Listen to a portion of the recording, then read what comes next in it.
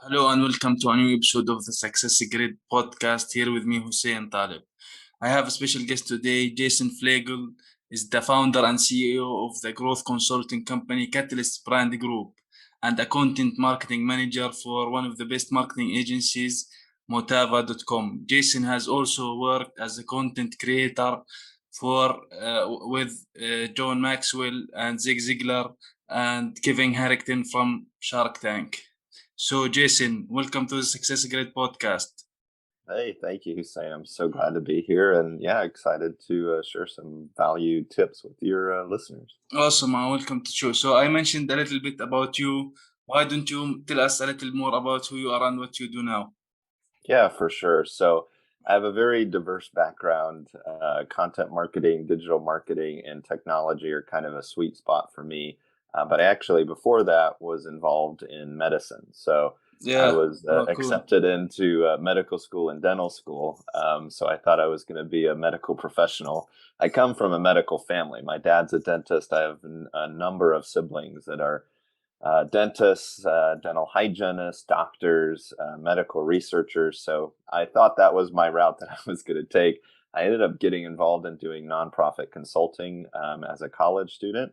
And that's what's kind of introduced me into doing digital marketing and growth consulting. So a lot of what I do over the last 10 years, I've just been getting experience, equipping myself with like software engineering experience and skills, digital marketing skills, and content marketing. So over the years, like you mentioned, Hussein, I had the opportunity to work with some amazing people, people like John Maxwell, Ziglar, Kevin Harrington from Shark Tank.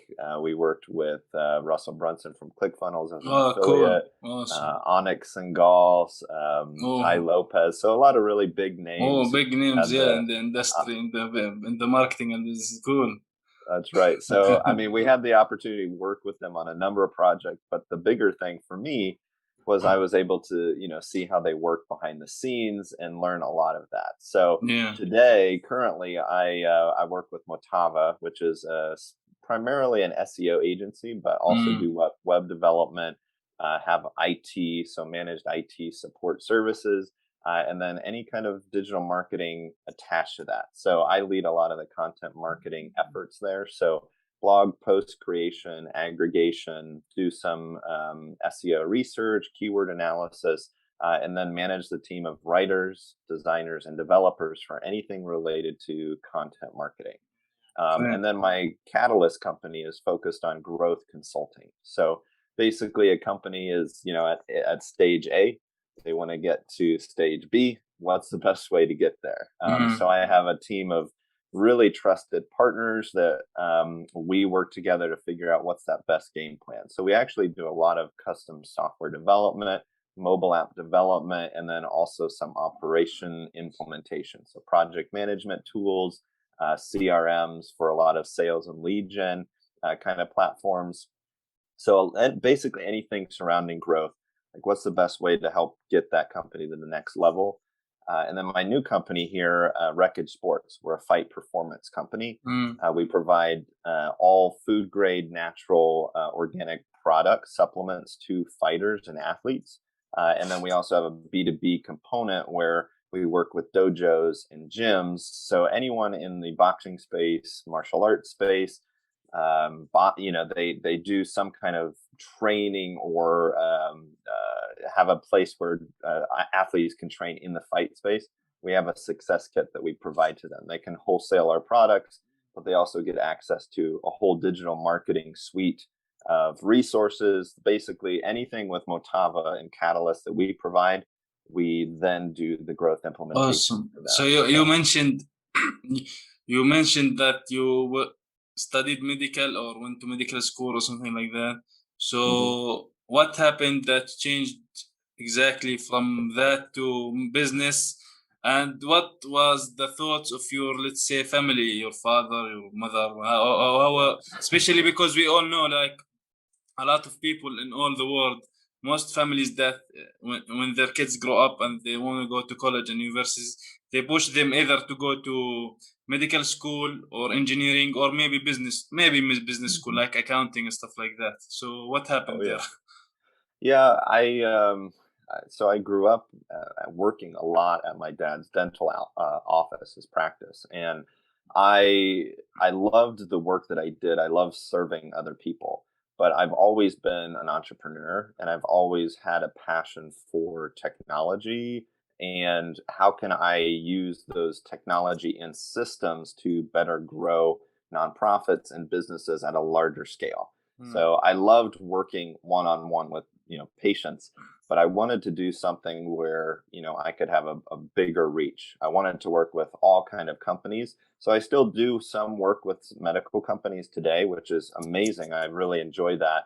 But I got accepted into medical school, a dental school, explored the whole dynamic of what that would look like for my future.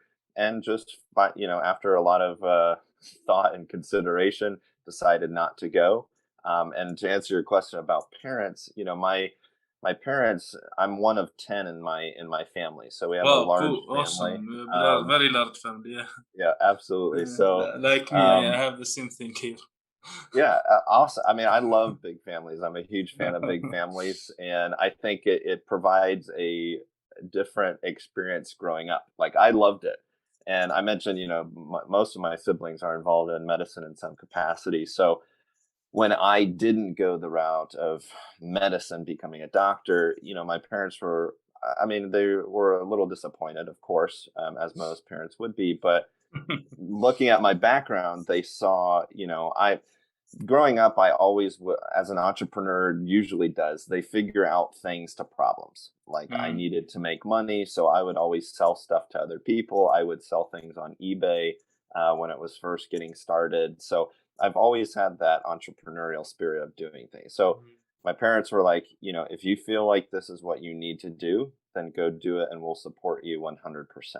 So looking good. back now, it was a perfect decision for me because if I did become a doctor, a physician, or a dentist, I would probably still be wanting to do what I'm doing right now, or I'd feel like I'm stuck and I would want to be doing it even more. So, like doing growth consulting and marketing technology consulting is just something that I want to do and I feel like I have to do. I'm really good at it and I really enjoy it. So, Mm, great. So you went into this entrepreneurial route, let's say, and you started working with businesses now. mhm. So what do you believe is that entrepreneurs makes them successful in today's business world? What makes people successful? Especially now, Yeah. there's a lot of things going on. A lot of I don't know, maybe a lot of businesses. For example, someone makes an account on Instagram and they consider themselves a business. And how do you see these things going? Yeah, for sure. I mean, that's a loaded question. He's saying it depends on where the business is at.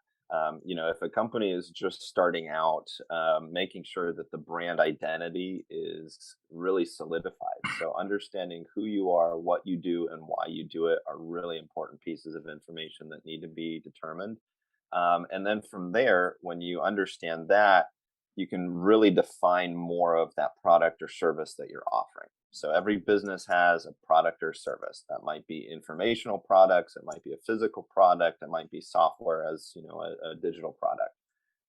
You might provide a service. Like for me, we provide software products, but we also can do the implementation of the products too, working with the company to do that. So and then home service companies, doing air conditioning, things like that. That's a service company. So really Mm, understanding your features, your benefits that you provide to your end customer or client. And then the biggest important piece is what does that mean to them? Jim Edwards, who is one of the best copywriters in the world, he yeah. works a lot with Russell Brunson. Yeah, I If actually you have his book, but I haven't read it yet. Yeah. Yeah, I was just going to say his book, Copywriting Secrets, I Yeah. think, is Yeah. very, very good. So, a lot of companies today, they just focus on the features and the benefits, and that's focused on themselves. It's not Yeah, focused on the end exactly. Yeah, yeah, consumer or the yeah. customer. So, Yeah. if you talk about the features and benefits and then what that means to the end customer or consumer, you're gonna beat your competition way better. So that's a big thing there. If you just do a few of those, that's great. And then the next stage after that is every company has to do sales. Like if you don't do sales, you're not making any money. You're not going to be able to pay yourself, pay your team, let alone become successful in the future. So understanding how to have a detailed sales and lead gen process is important. I go back to, again, Russell Brunson's book, .com Secrets or Expert Secrets, because he talks about building And a he also have Traffic Secrets, I think. yeah, Traffic Secrets is great. That's one I haven't read yet. It's on my list to read. But the idea there is it's an epiphany bridge. So think of it as a value ladder. What kind of value are you providing to your customer or client from first interaction with them to them becoming a raving fan? And then kind of fill in the dots from there. So like with Kevin Harrington from Shark Tank, when we helped build his value ladder, it was a lot of free content. Hey, here's my 7 steps to the perfect pitch, to how to pitch your business to investors. Here's a perfect pitch cheat sheet that you just go down the list, make sure you have this in your pitch that you're creating. How to do sales well. There was a lot of free content that we gave to people to get them into the email list. And then from there, it was producing even more content. Be like, oh, because you downloaded these free incentives, not free incentives, these free cheat sheets, now you get a discount on my new book that I have. All you have to do is pay for shipping and handling. As you can see, Russell Brunson, a lot of these other big guys, they do the same thing because they want to deliver value, but they get people into their community and messaging them, and then they make an offer a little bit later. And that's their masterclass. That's something, their coaching program. That's when they start to make money. And then eventually you have whatever it is, their premium thing that they're offering. So like for Kevin Harrington, it was a mastermind. Russell has his own mastermind inner circle. I don't remember what he calls it, but it's very expensive up at that point. But usually through the value ladder, you kind of weed out who you don't want to work with and identify the people that you do want to work with. So it's a really awesome process. So that would be the next step after you kind of do the features, benefits, and meaning. Determine your value ladder and then start to test it out, see what works, see what doesn't work. Yeah. Speaking of working and networking, you mentioned 2 things that I'm going to ask about. First thing is the brand, because a lot of people associate brand with the logo itself, right? Yeah, that's right. Second thing, it is relative, but it's more than that, I think. Second thing is, like you mentioned, the value ladder, meaning there is stages to have with the customer or the client. So the second thing about the ladder, what do you think the best thing is to start with? Is it like, for example, to start with a report PDF or a video, or what's your look on this one? Yeah. So for your first question, I'd say when I say brand identity, I'm talking about like, what is that impression or that feeling that you leave people with when they first see you or hear about you? That is kind of the idea of a brand identity. And that goes beyond the logo and the graphic design elements.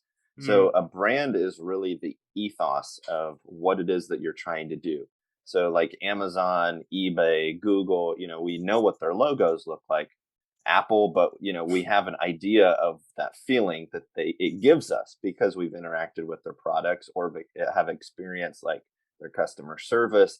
So it's that ethos that you feel when you interact with them. So what is that you want to convey and give to people when they interact with you? That's something that's really, so like for Catalyst, for example, when people interact with our company, same thing with Motava. I want them to feel like they get value even from just talking with me. Like I try to give way more than I ask for, because that's a big thing. It's like, wow, you're giving me all of this information for free.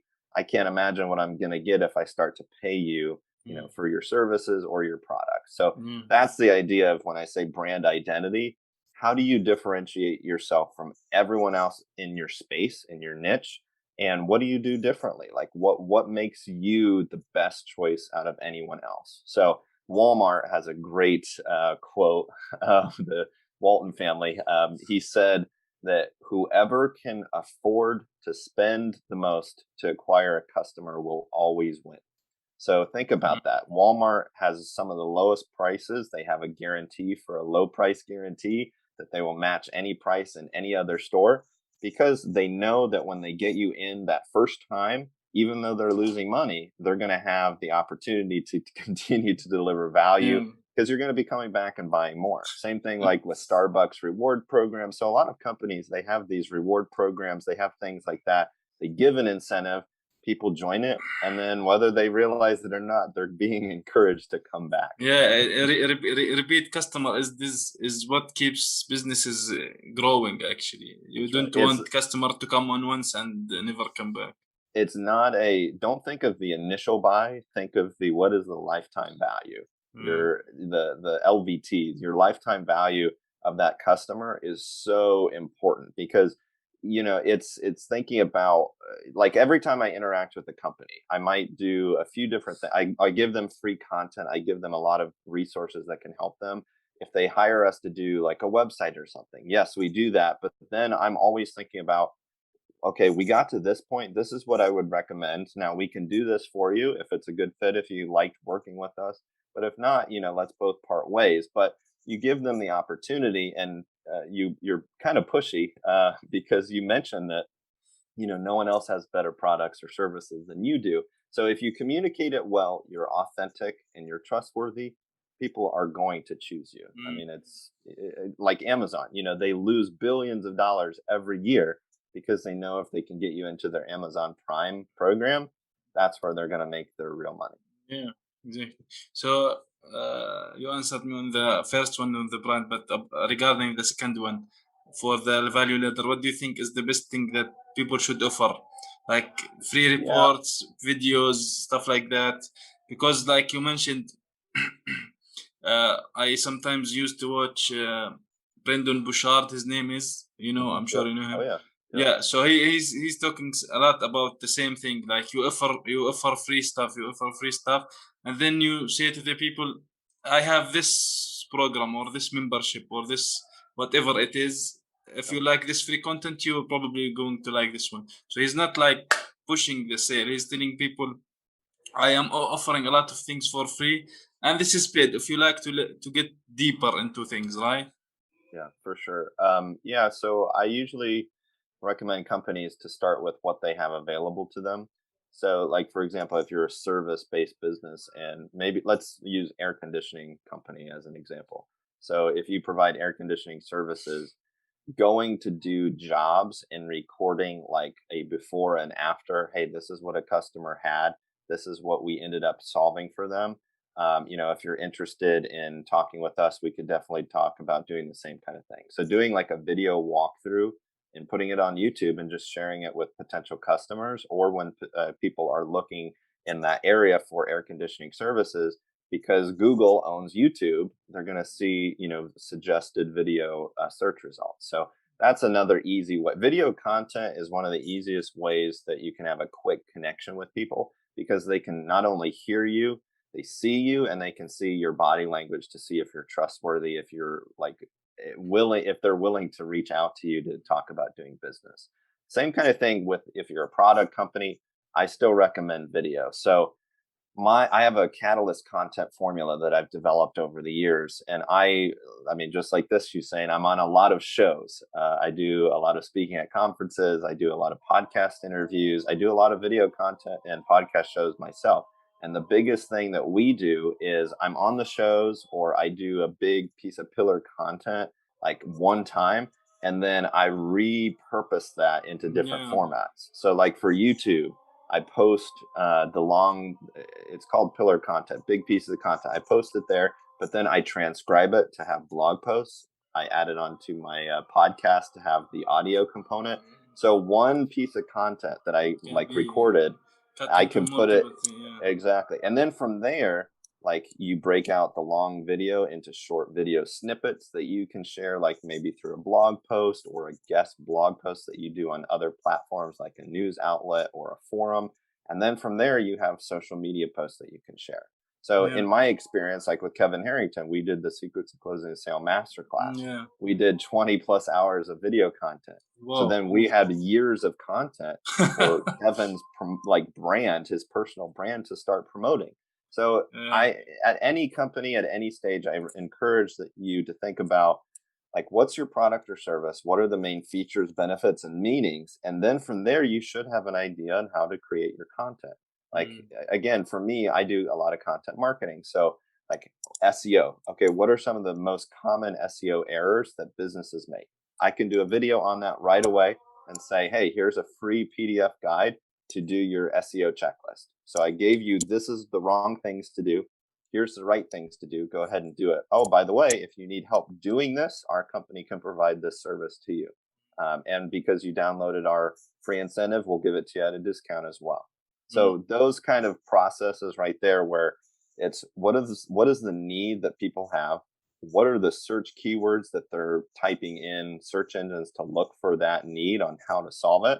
And then what's your content that's going to get in front of them to add value to them? What's your incentive you're going to offer? A free PDF is usually the best, easiest thing that you can provide, because you can use any kind of email tool to deliver that, ConvertKit, Constant Contact, MailChimp, whichever one is the easiest for people to learn.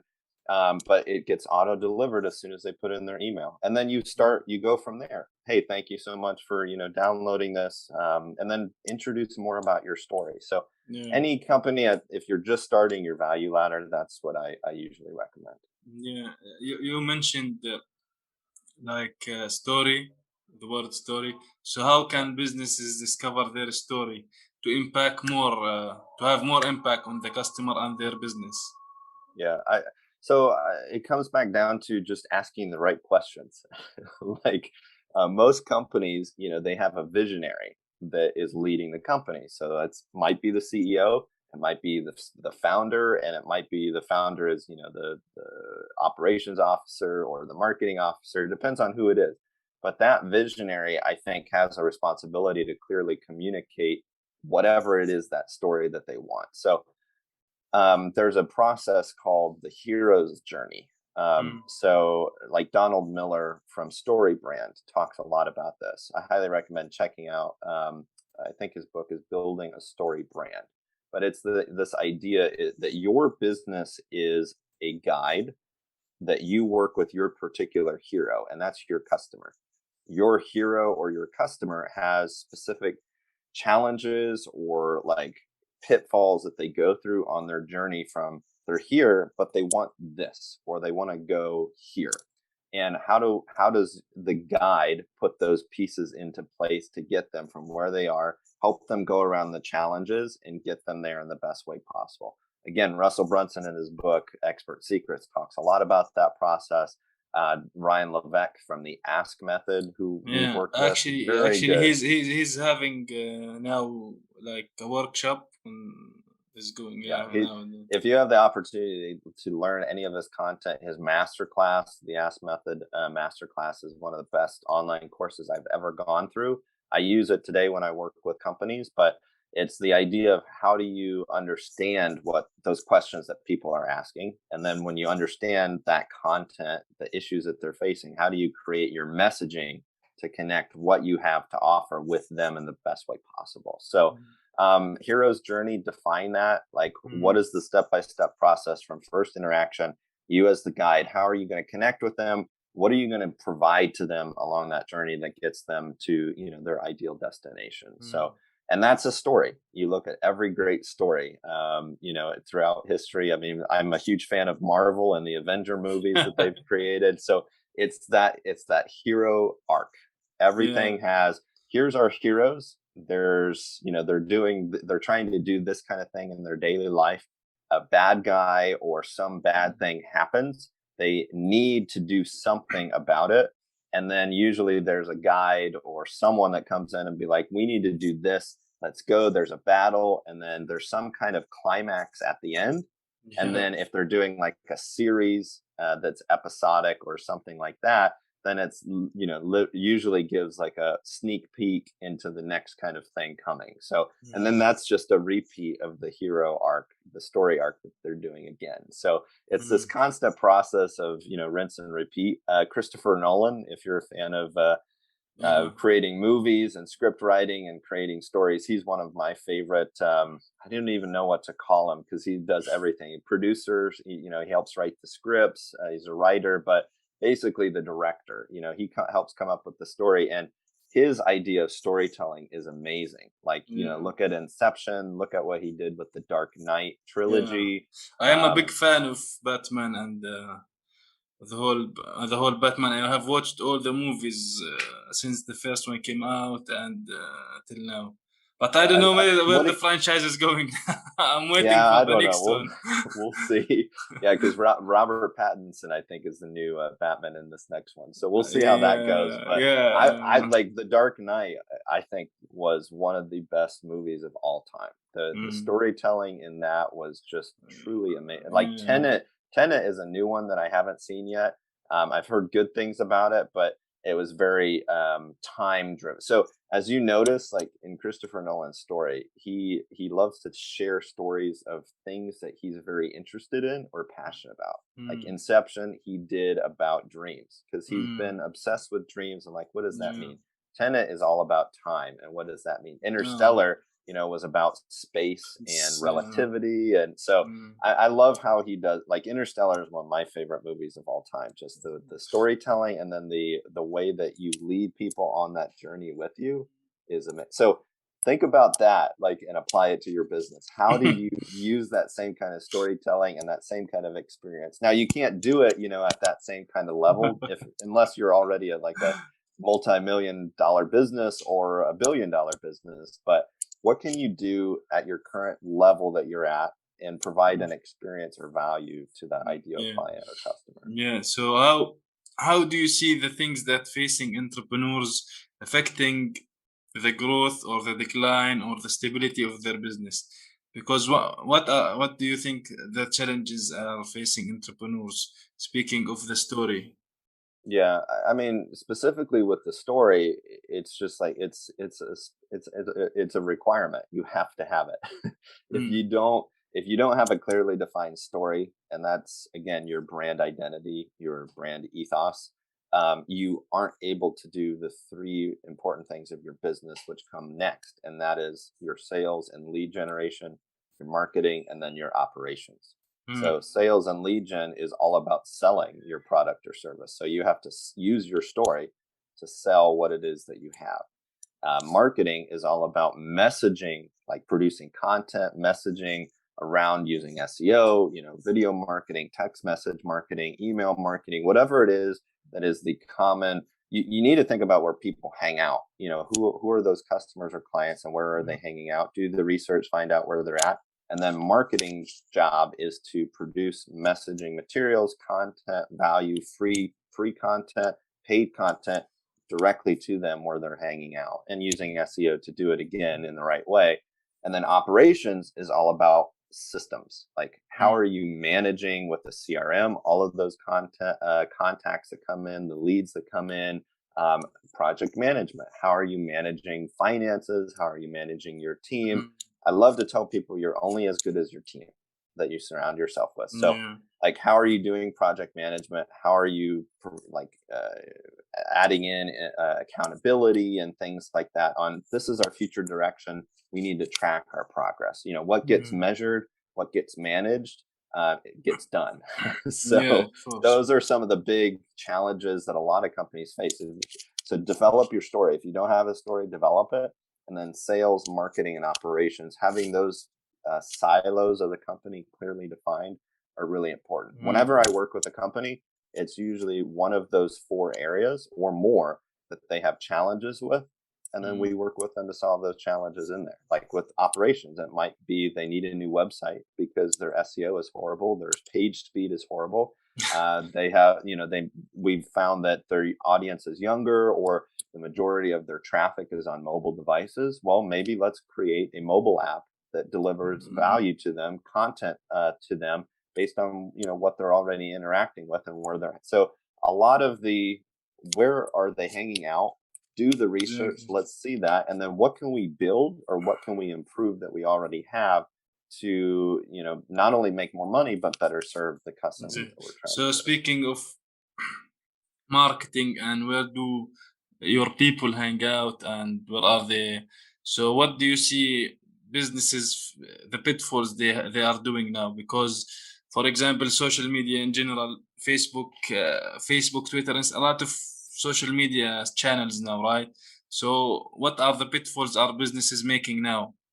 Should Yeah, they focus on a certain channel, or how exactly do you see that? yeah, great question. Because a lot of businesses think that they need to be doing a lot of social media, and that's not the case. The most successful companies, they focus on building their own community, and their own community that you own, the business owns, is usually in the form of an email list. Mm, So, in terms of building a platform and building the company for long-term success is getting them in your contact list, your database, your CRM that you have, because when they're in there, then you have the ability, you have a captive audience. It's like going to speak at a conference. You have, like, think about doing this physically. Like, if I wanted to go, like, one of my videos on YouTube has like 50,000 views. If I wanted to speak to 50,000 people, I have to go to this massive arena and try to get, like, corral everyone to get there. They all have to go to the same time, but I can do that digitally today. So yeah. it's the same kind of thing. You want to have a captive audience through your email list or your CRM. Like, we have a custom CRM that we've built for companies where it does all the automation for you. It's like handles email newsletters, the text message marketing, the sales funnels, and everything. Because getting the people into that community first is the most important thing. So again, you have to have tremendous value. Like, hey, here's 100 of my best email newsletter templates I've ever used. Here's 10 of my best blog post email templates I've ever used. It's generated millions of traffic views on Google. So things like that, where it's like, whoa, who wouldn't want to have those kind of insights? And then when they get into your email list, you just continue adding value. Hey, here's a little Mm, bit about my story of why I created Catalyst, or this is why I joined the team at Motop. And you're sharing a story. You're leading them along this journey where eventually I'm like, hey, we've talked with you a little bit about some of these things, and it's probably things that you're dealing with your business right now. Well, guess what? We created a free mini series to go through this, and then at the end of it, it's like, purchase our online course or mm, schedule a free consultation with our consulting company, and we'd love to hear more about the challenges that you're facing and how we could potentially work with you to solve it. So mm, biggest thing is focus on what generates an ROI for the company. Social media marketing has a 2 to 3% conversion rate on average. mm, Email, if you do it right, has around a 30% conversion rate. cool. Okay. So it's like I'm getting 10 times, or more Yeah. improvement with an email and having a captive audience compared to social media. So a lot of companies are just, in my opinion, wasting money on social media, thinking it's going to get conversions. Now, social media is terrific for trying to produce viral content, showing people that you're there and that you're active, you're trustworthy. So in terms of authenticity and vulnerability and being trustworthy, social media is terrific. But in terms of like generating an ROI for the company, probably not. Unless you can be out in the front early on, like with TikTok. A Mm, lot of people who are early creators, they got out in front, and now they're using it to get a really good ROI. Same thing with YouTube. People who got in early, they had a huge advantage. It's much harder to get a following on YouTube now with high subscriber, unless you do it right and you're producing a lot of content and have yeah. very good technical SEO to get people in. Same kind of thing with Clubhouse, the audio chat room. So I've been on Clubhouse. I was one of the first people on in their beta group. I made a name for myself because I started creating rooms on Mm, like marketing topics, business book topics, and it blew up just because I'm delivering value to people. But more importantly, it was a very small, close knit group of people.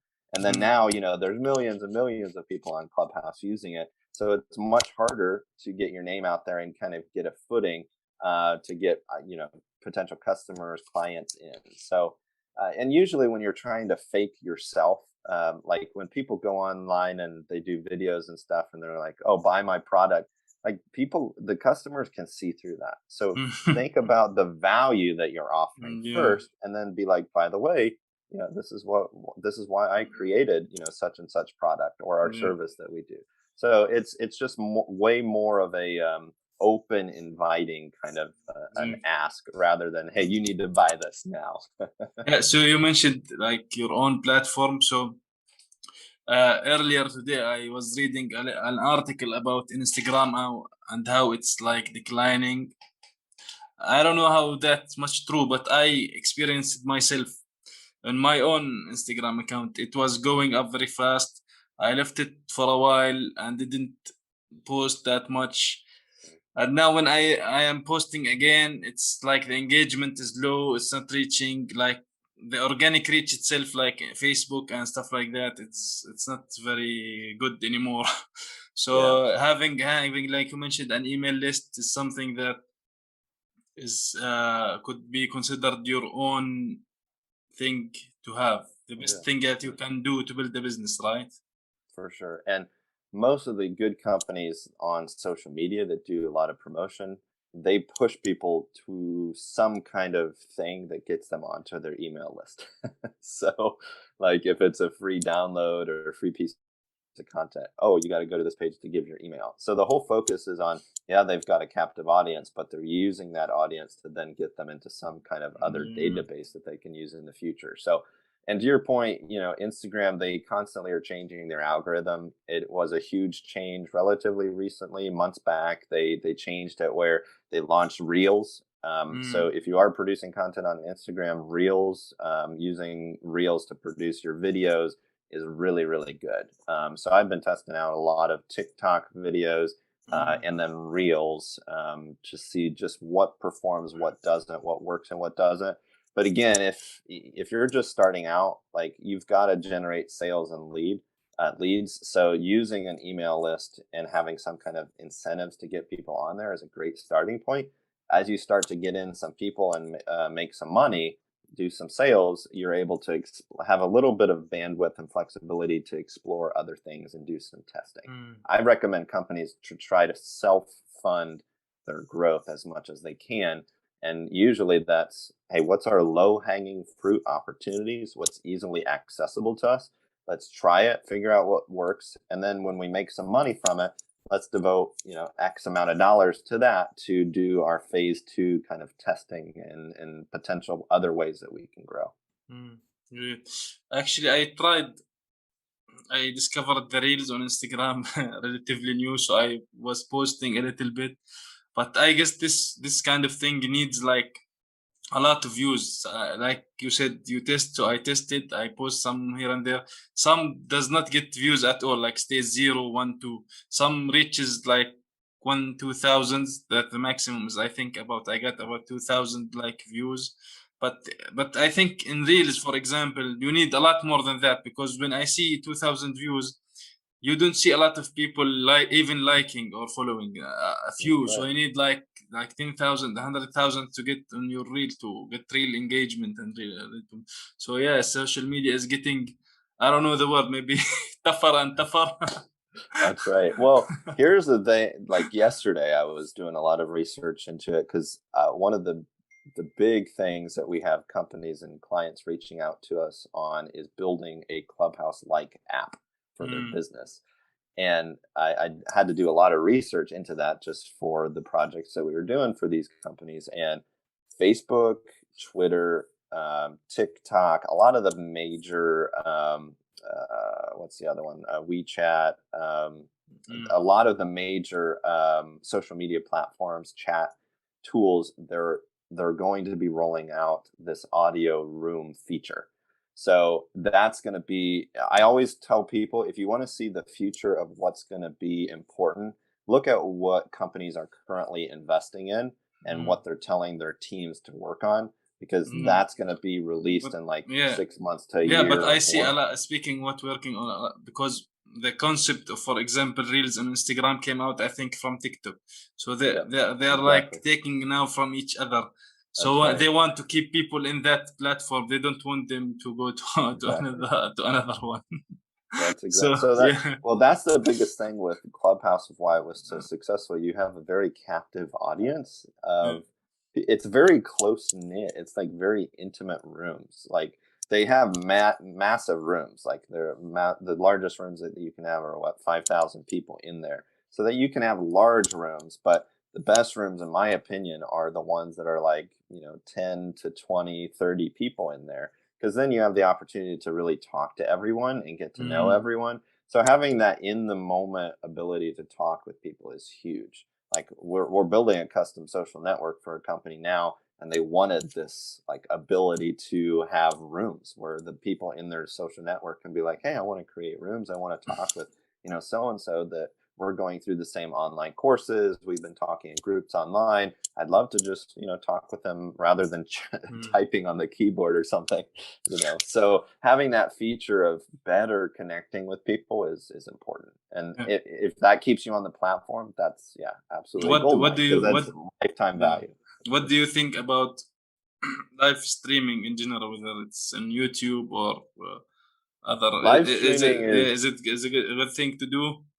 Oh yeah, yeah. Live streaming is a very good thing to do if it's a good fit for your business. Some companies, it doesn't make sense to do. Like if you if you are a air conditioning company, again, I keep using that example. I don't think it's good necessarily to do live content, because you need to think about where are your ideal clients or customers hanging out at, and is live streaming going to be a good place to do it. Mm, I like to do live streaming for my audience because there's a good amount of people who listen to podcasts, who watch YouTube shows on how to grow their company or how to develop, new software, things like that. So I like to do live streaming content. Now, for a lot of online course launches that we've done, doing live streaming is amazing. Like when we did Secrets of Closing the Sale Masterclass, Kevin Harrington, a few of the other people who were on camera, we would be going live behind the scenes. Sometimes it was pre-recorded, and we would release it as a live video. There's a lot of flexibility that you can do there with it, but it is absolutely amazing if it makes sense for your company to mm, do it. I do it a lot because I can not only interact with people live, but then that's my pillar content. Like we talked about earlier, I mm. can then repurpose it for Yeah, a lot exactly. of other things.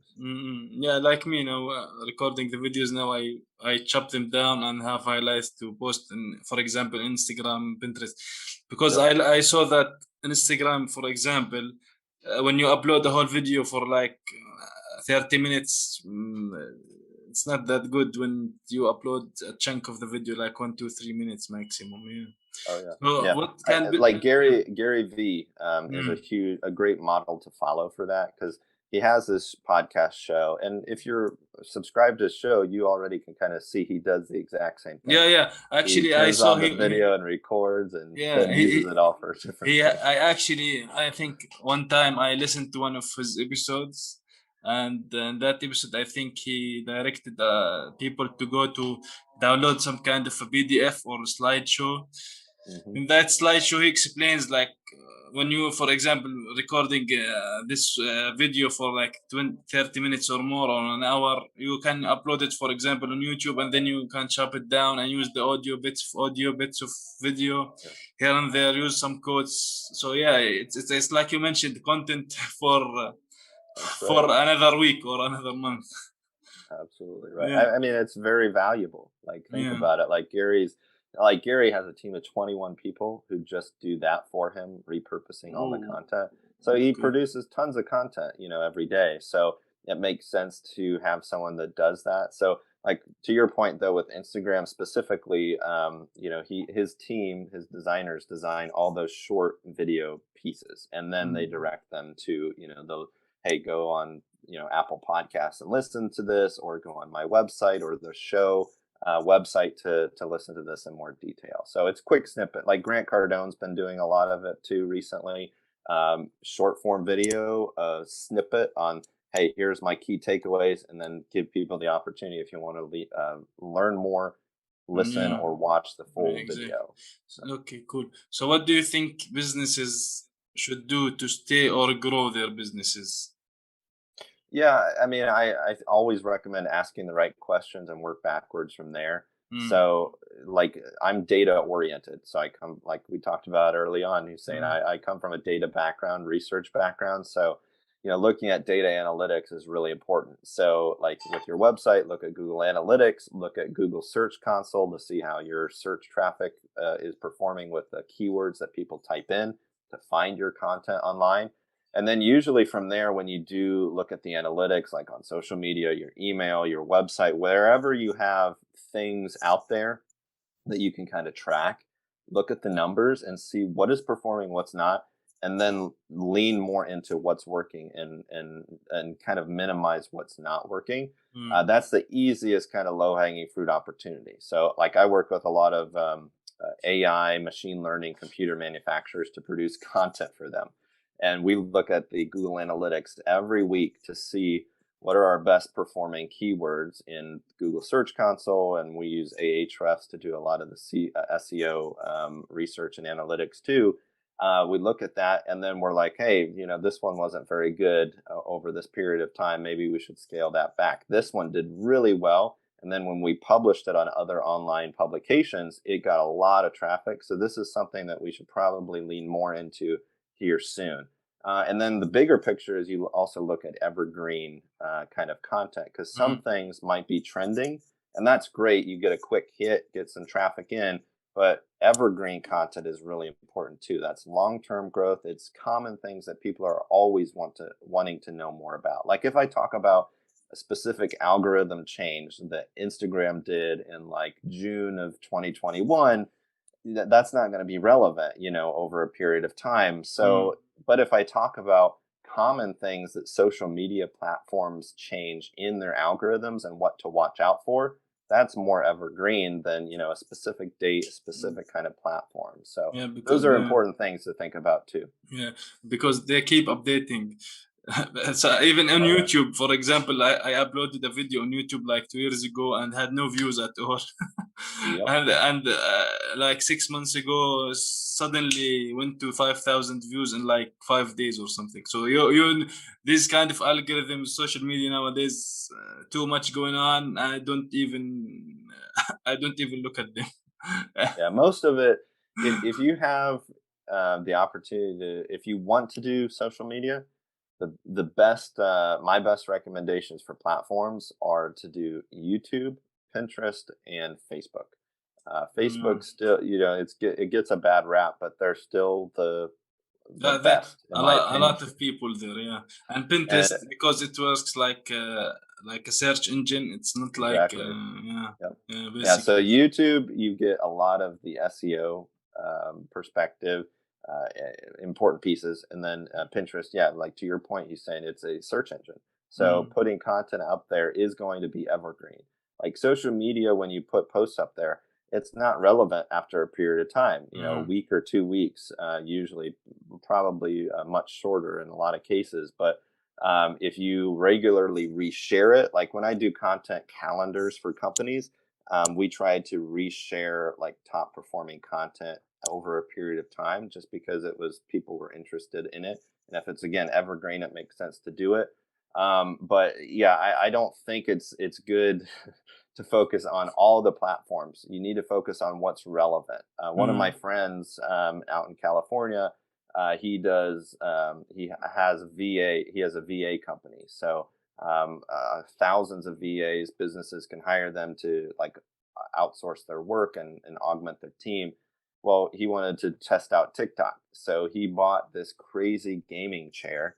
yeah. And on TikTok, he became like an influencer because all these younger kids were like obsessed with him. So but now the younger kids that are college age, high school, they all want to be influencers on YouTube. They all want to start their own businesses and be entrepreneurs. It's the perfect market for him because then he can go, hey, you guys are all producing all this content. I have my VAs that can edit all of your content. We can post it on social media for you. We can add it to your email list. So he was getting millions and millions of views from his content. And he tested it out and it worked. It was something funny and people were like, this is hilarious. I want to learn more about this Yeah. guy. So like that kind of thing, it made sense for him to do TikTok. So just do whatever you feel comfortable with. Like for me, Yeah. I love to write, but I also love to be on video and podcasts. So that's what I like to stick to. And then I transcribe it to do my blog content. Other people just like to write, on their keyboard and produce blog content. So Mm. what you got to do what's comfortable for you, but then you also have to think about the important thing, where are your clients or customers hanging out, and you got to be there. Yeah, And if it's exactly. not you, who are you going to have in the company, to do that for you? So what would you say one takeaway from this what we are talking about here? I'd say the biggest thing is get clarity on your story. And I'll leave. I think my favorite quote by Zig Ziglar: "You can have everything in life you want if you just help enough other people get what they want." So that Yeah. comes back to story. Be really clear on your story, and then how are you going to help people get what they want? They have a challenge. They want to lose weight. You might have a fitness program. You might have a fitness product. How are you going to communicate to them? How can I serve you? I'm not here to sell products. I'm here to serve you. And then, by the way, when we help you solve your problem, if this is a good fit for you, let's talk about it. Purchase my product or Mm. purchase my service. So think about that. Lead with serving others first rather than how can I serve myself. You're always going to win in the end, even if you don't get them as a customer or a client. Yeah, exactly. So where can people get in touch with you, Jason? So easiest way for people to get connected with me is catalystbrandgroup.com. I know we talked a lot about content today, Hussein. So if you go to my website under services, I actually have Catalyst content, and I give away. This is part of my value ladder, full transparency. I give away a lot of my best content marketing templates, like content checklists and cheat sheets. So you put in your email, and it gets sent right to your inbox. So if you want like a lot of blog templates, video scripts, some of my best performance. So if I had to put a number on it, like this is worth at least a few $1,000s of my best information for templates. And then like all of this content together has collectively, I think, generated like 50 plus mil in revenue. So Great. like it's really valuable. So I highly Yeah. recommend people checking out. And then, I've got a personal website, thejasonfleagle.com. You can check out Motava too at motava.com. And then Wreckage Sports, Fight Performance Company. Going to be doing a lot of amazing things here sometime soon in the near future. We're putting the marketing together there, but that's Wreckage, WRECKAGE sports.com. So Cool. I highly recommend checking that one out too. Awesome. Awesome. Great. Thank you, Jason, for being here today with me on the Success Secret podcast. Thank you so much, Hussein, for the opportunity. Appreciate it. Awesome.